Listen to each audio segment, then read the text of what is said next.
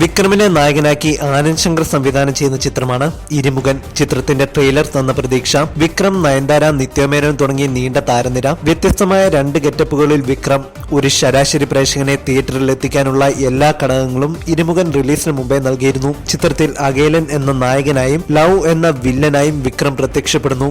Raw agent ആയിരുന്നു അകേലൻ. Love എന്ന villain കഥാപാത്രം അകേലന്റെ ഭാര്യ മീരയെ കൊലപ്പെടുത്തുന്നു. മലേഷ്യയിലെ ഇന്ത്യൻ എംബസിയെ ആക്രമിക്കുന്നു. ലവിന്റെ ദുഷ്ടപ്രവൃത്തികൾ അവസാനിപ്പിക്കാനും ലവിനെ വകവരുത്തുന്നതിനുമായി ഇന്ത്യൻ റോഫ് ചീഫായ നാസർ കഥാപാത്രം അകേലനെ മലേഷ്യയിലേക്ക് അയക്കുന്നു. അകേലനൊപ്പം ആയിഷി എന്ന കഥാപാത്രമായി നിത്യ മേനോനും എത്തുന്നു.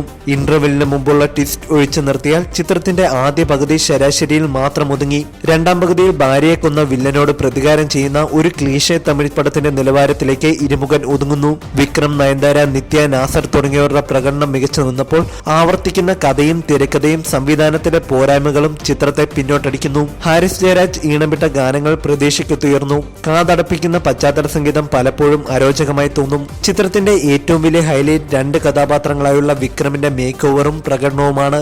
അതിനാൽ തന്നെ കഥയിൽ പുതുമകളൊന്നും അവകാശപ്പെടാനില്ലെങ്കിലും വിക്രം ആരാധകരെ തൃപ്തിപ്പെടുത്തുന്ന വൺ ടൈം വാച്ചബിൾ മൂവിയാണ് ഇരുമുഖൻ. അതേസമയം പുതുമ നിറഞ്ഞ ഒരു ആക്ഷൻ ത്രില്ലർ പ്രതീക്ഷിക്കുന്ന പ്രേക്ഷകനെ നിരാശപ്പെടുത്തിയേക്കാം ഇരുമുഖൻ.